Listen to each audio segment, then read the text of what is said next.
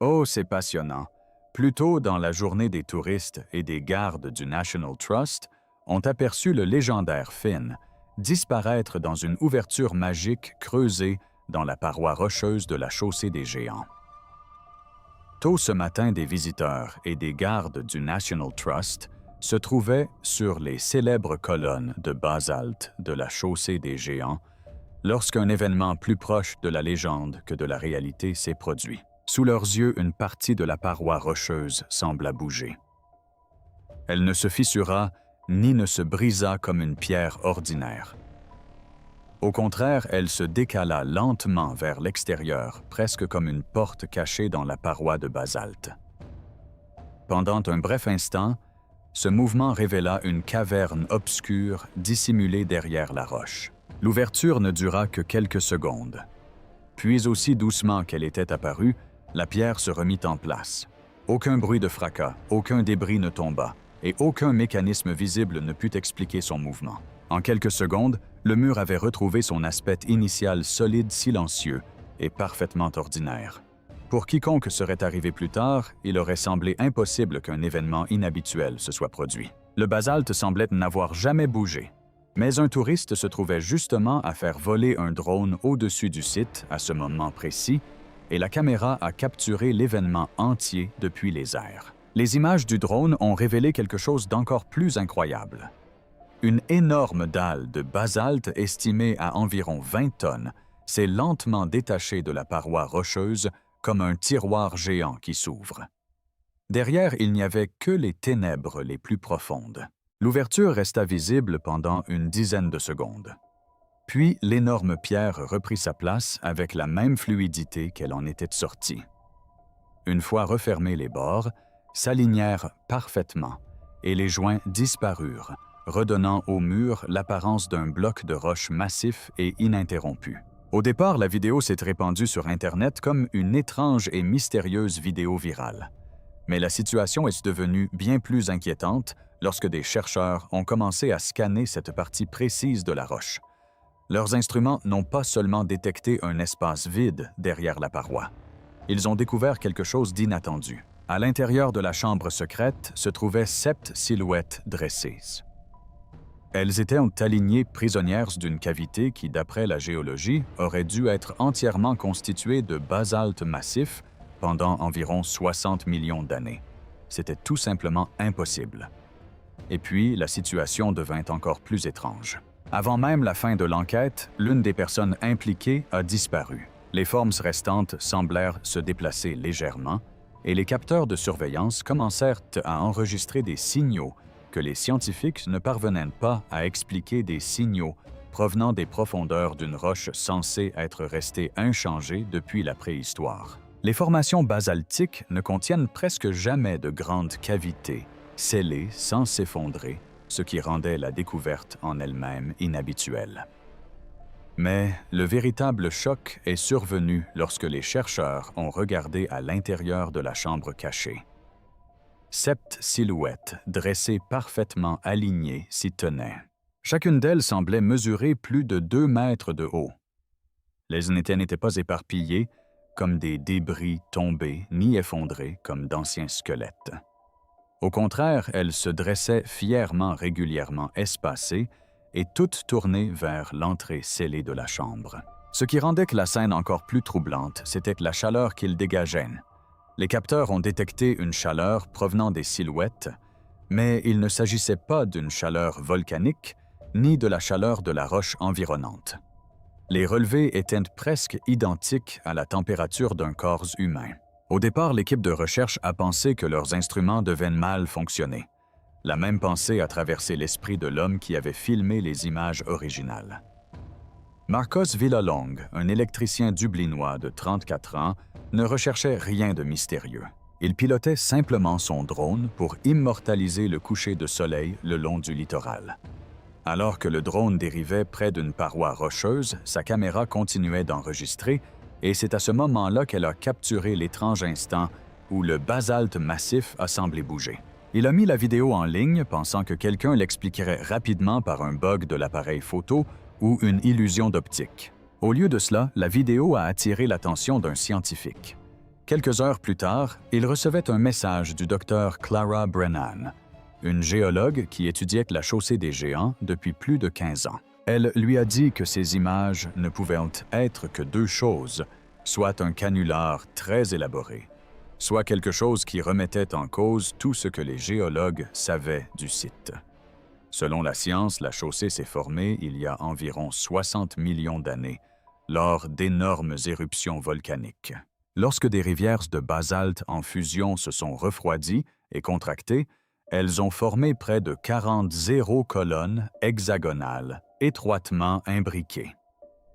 Au fil du temps, ce processus a créé l'une des formations géologiques les plus célèbres et reconnaissables de la Terre. Mais malgré toutes les études et enquêtes menées sur place au fil des ans, personne n'avait jamais observé de chambre étanche comme celle visible sur les images du drone. 3 jours après la diffusion de la vidéo sur Internet, le docteur Brennan est arrivé sur les lieux avec une petite équipe de recherche. Ils ont apporté un radar à pénétration de sol et un sonar pour examiner la roche de plus près. À ce moment-là, elle pensait encore que l'explication serait simple, peut-être une petite cavité naturelle ou une fracture cachée quelque part à l'intérieur du basalte. Mais ce que les analyses ont révélé était bien plus inquiétant. Au lieu d'une petite fissure ou d'une cavité vide dans la roche, l'équipement a détecté une chambre pleine dissimulée à l'intérieur du basalte. Elle était parfaitement étanche et contenait une rangée de hautes figures verticales. Les mesures étaient nettes et cohérentes. La cavité était stable, entièrement entourée de basalte massif. À l'intérieur se trouvaient 7 formes dressées, mesurant chacune entre 2 et 2 mètres de haut, bien plus grandes que tous les restes humains, jamais découverts dans les anciens établissements de cette région. Plus étrange encore était la perfection de leur disposition. Chaque figure était espacée d'environ 1 mètre, formant une ligne droite et régulière. L'équipe de recherche a alors remarqué un détail stupéfiant. Le basalte ne se forme généralement pas autour d'objets verticaux, sauf si ces objets étaient déjà présents lorsque la roche en fusion s'est refroidie et solidifiée. Cela signifiait que les figurines n'avaient pas pu être placées dans la chambre ultérieurement. D'après les preuves géologiques, ils devaient être là avant que le basalte ne se solidifie autour d'eux.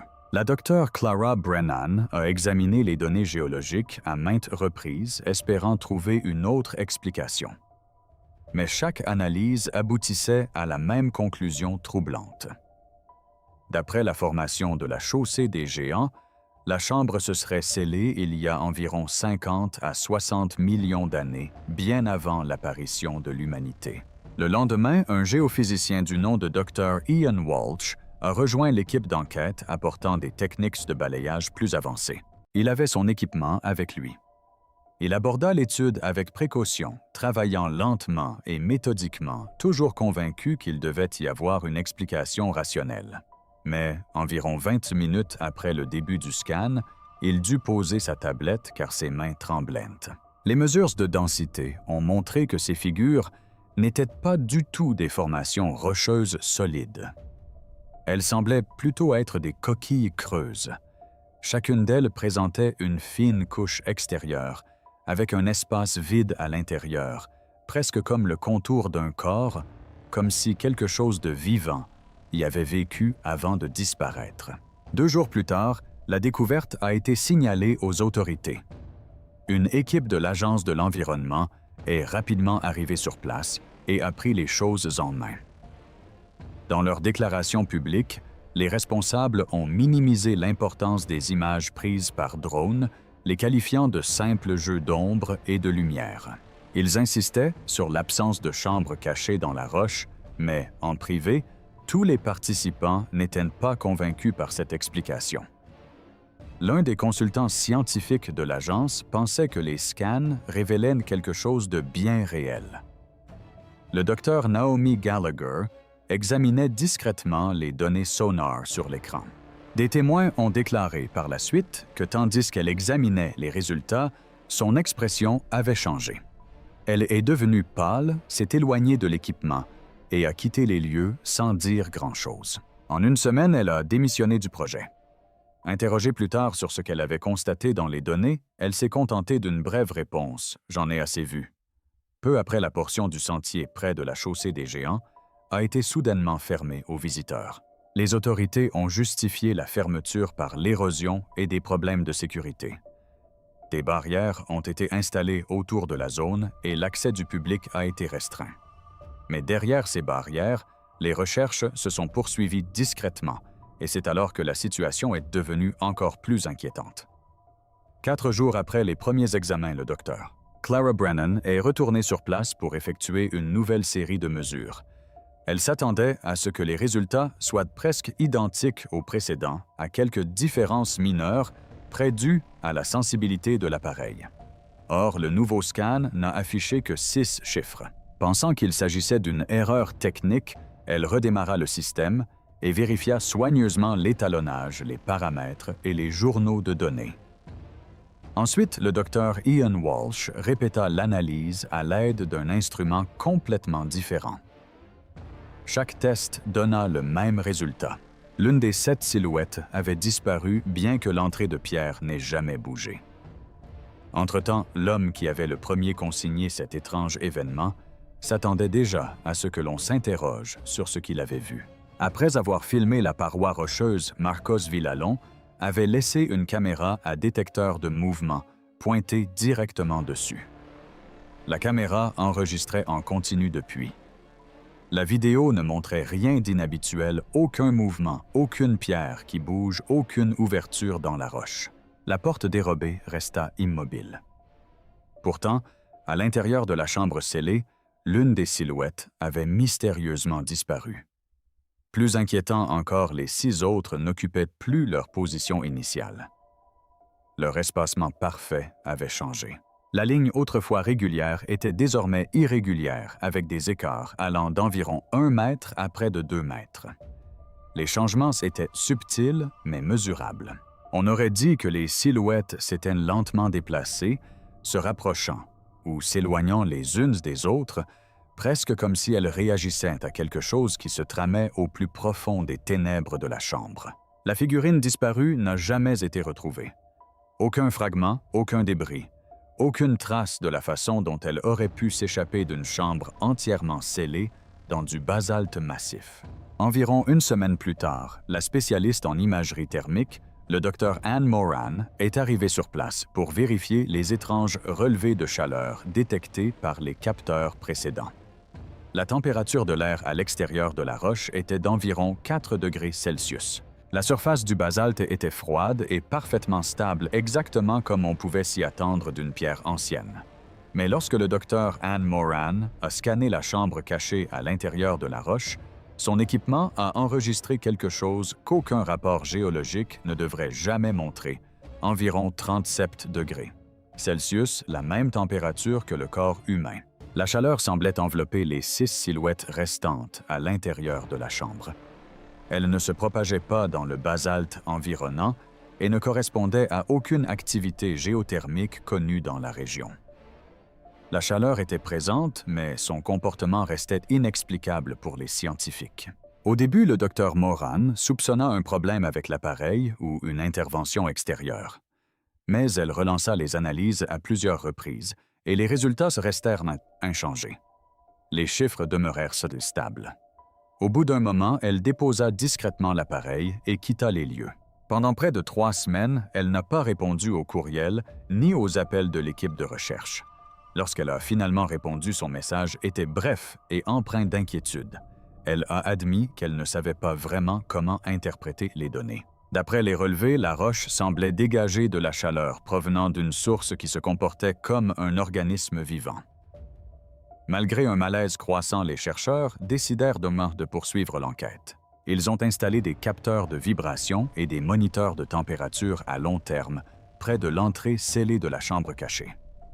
En quelques semaines, les données renvoyées par ces capteurs sont devenues encore plus étranges. Les détecteurs de vibration ont commencé à capter une impulsion répétitive provenant des profondeurs de la roche. C'était une vibration basse et régulière qui se répétait sans cesse. Le rythme se répétait toutes les 4 secondes, lent, constant, parfaitement régulier. Cela ressemblait moins à un mouvement géologique qu'au rythme d'un battement de cœur provenant de l'intérieur de la pierre.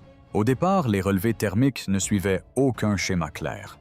Ils ne montaient ni ne descendaient en fonction des conditions météorologiques et ils n'étaient liés ni aux marées océaniques ni aux changements environnementaux autour de la chaussée des géants. Pendant plusieurs jours, la température à l'intérieur de la chambre baissait lentement jusqu'à atteindre celle du basalte froid environnant. Puis, sans prévenir, elle remontait brusquement. À 3 reprises, les capteurs ont enregistré des températures supérieures à 40 degrés Celsius. Aucune explication n'avait encore été trouvée.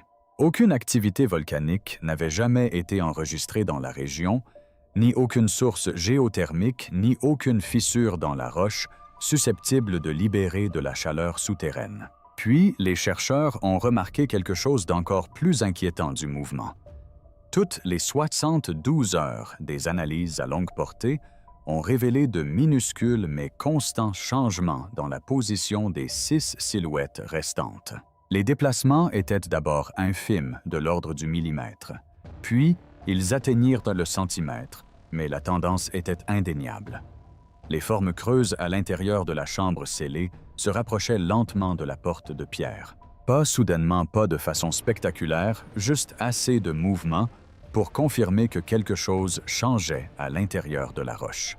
Le docteur Clara Brennan a rassemblé toutes les données que l'équipe avait recueillies, les étranges pics de chaleur, les schémas de vibration rythmique et les changements de position progressifs. Une fois tous les éléments réunis, les résultats sont devenus encore plus difficiles à expliquer. Les mouvements des silhouettes semblaient correspondre à de minuscules perturbations gravitationnelles, pourtant mesurables autour du site. D'après les calculs, un phénomène souterrain semblait créer de légères distorsions gravitationnelles dans la zone. C'était subtil, mais les instruments pouvaient le détecter, et le timing correspondait au mouvement à l'intérieur de la chambre. Lorsque les résultats ont été discrètement communiqués à un comité scientifique d'évaluation, la réaction a été une inquiétude immédiate. Plusieurs membres s'inquiétaient des conséquences si l'information était rendue publique. Si l'on disait au public que quelque chose de caché sous la surface de la Terre semblait affecter la gravité, et peut-être même les lois de la physique, on craignait que la réaction du public ne soit pas la curiosité. Ce serait la panique. En moins d'1 mois, le projet fut discrètement abandonné. Les financements furent coupés, le matériel emballé et emporté, et les autorités annoncèrent que le site avait été déclaré géologiquement instable. La zone a été bouclée derrière une épaisse clôture et toutes les personnes impliquées dans l'enquête ont dû signer des accords de confidentialité stricts. Mais les preuves n'ont pas disparu. Marcos Villalon conserve toujours des copies des images originales du drone stockées sur plusieurs disques durs cryptés. Le docteur Clara Brennan conserve des copies de sauvegarde des données brutes de l'analyse. Et dans les archives de l'université, les relevés thermiques effectués au cœur de la roche sont toujours disponibles. Pendant ce temps, la vie continue au-dessus de la chambre comme si de rien n'était. Chaque année, plus d'1 million de visiteurs foulent les célèbres pierres hexagonales de la chaussée des géants. Les touristes s'arrêtent pour prendre des photos, partager des anecdotes sur le légendaire géant Fionn McComhile et rire en voyant les vagues de l'océan se briser contre les anciennes colonnes de basalte. La plupart des gens ne remarquent même pas cette petite portion de rocher entourée d'une clôture, et encore moins nombreux sont ceux qui s'arrêtent pour se demander pourquoi un site naturel remarquable aurait besoin de barrières qui ressemblent davantage à un dispositif de sécurité industrielle qu'à une simple protection des touristes. Mais à environ 12 mètres sous cette zone interdite, 6 formes creuses demeurent scellées dans l'obscurité. Ce ne sont pas des statues, ce ne sont pas des fossiles. D'après les perturbations biologiques et thermiques enregistrées lors de l'enquête, quelque chose à l'intérieur de cette ancienne chambre produisait de la chaleur à l'intérieur d'une roche formée il y a près de 60 millions d'années, bien avant l'apparition de l'humanité. Et selon des capteurs sismiques confidentiels qui ont été discrètement laissés en fonctionnement sur le site, ces formes sont toujours en mouvement. Lentement, presque imperceptiblement, millimètre par millimètre, les figures semblent remonter à travers la roche, comme si quelque chose en profondeur les poussait vers la surface. Pour les rares personnes qui connaissent toute l'histoire, la théorie la plus troublante n'est pas que ces personnages soient des prisonniers attendant de s'évader, mais qu'ils n'aient jamais été prisonniers. Certains pensent qu'il pourrait s'agir d'un groupe d'accueil, car le 7e personnage a déjà disparu. Entre deux analyses, l'objet a disparu d'une chambre parfaitement scellée, sans que la porte de pierre ne s'ouvre. Il est possible que l'enveloppe détectée lors des analyses n'ait jamais été conçue pour être permanente. Il s'agissait peut-être d'une enveloppe temporaire, une sorte de cocon. Si quelque chose en a émergé, cela ne s'est pas manifesté. Qui sait, cela pourrait déjà être parmi nous, passant inaperçu avec un visage aussi ordinaire que celui de n'importe quel visiteur empruntant la chaussée. Ce qui était emprisonné dans ce magma en refroidissement, il y a 60 millions d'années, n'est peut-être plus endormi. Et si jamais cette porte de pierre s'ouvrait à nouveau, la question n'est pas seulement de savoir ce qui en sortira, mais aussi combien d'entre eux suivront.